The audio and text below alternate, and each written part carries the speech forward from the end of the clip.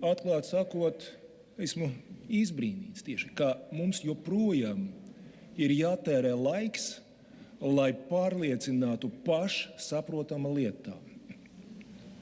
Formula ir ļoti vienkārša. Ja ir kaitīga darbība, par kaitīgu darbību ir jābūt atbildība.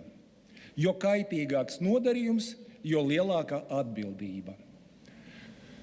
Man priecē, ka šogad es jau dzirdu no oponentiem, ka kartelistu darbība tā ir naudas izkrāpšana, ka tas ir nopietni, ka uz to vajadzētu rēģēt. Tātad mēs progresējam.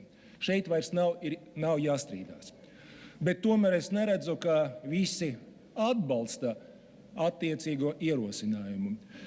Un kāpēc tā notiek? Kādi ir tie argumenti? Pamatā es dzirdu divus. Pirmais arguments, ja būs krimināla atbildība, tas traucēs konkurences padomei strādāt.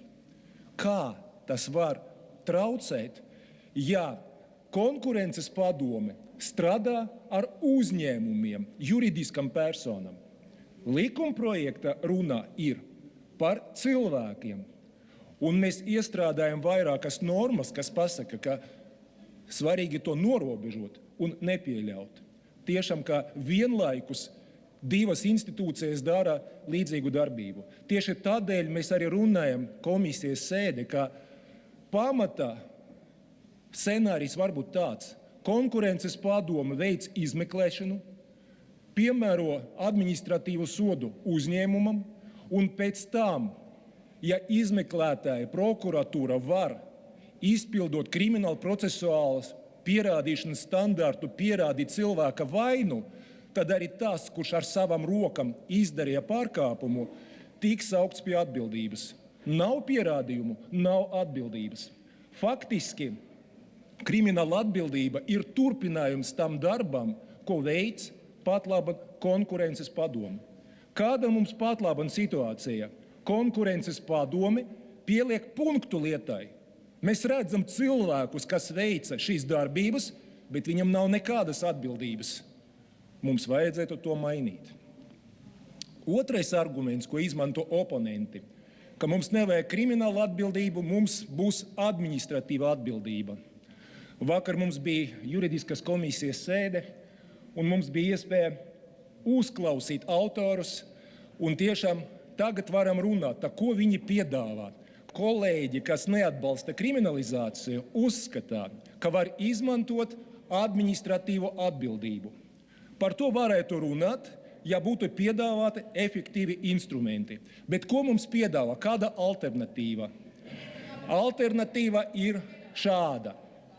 Pirmkārt, runājot par personu loku, ir piedāvāts, ka administratīva atbildība būs valdes locekļiem, padomes locekļiem, prokuristiem.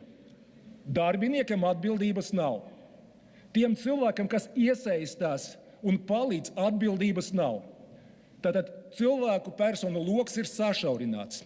Kādi tie sodi, kurus piedāvā tiem cilvēkiem?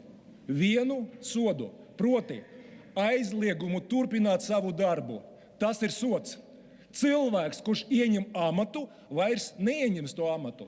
Tāds ir tāds piedāvājums, tā ir tā atbildība.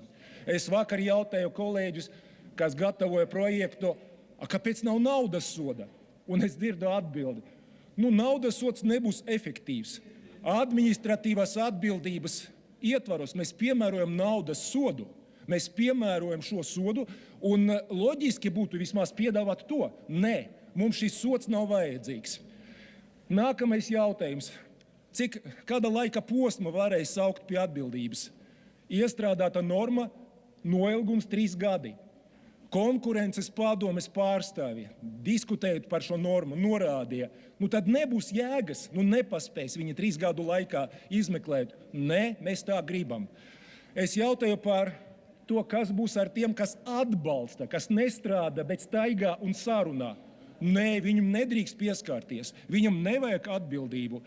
Tāds ir tāds priekšlikums, tāda ir tā ideja. Es saprotu, ka, ja mēs runājam par atbildību, mēs nevaram konkurences likumā rakstīt brīvības atņemšanu. Bet man šķiet, ka mums mēģina pārdot alternatīvu, kura nav nekāda satura. Tas ir tik darīts, lai vienkārši pateiktu, mums ir cits risinājums, bet tam nav satura.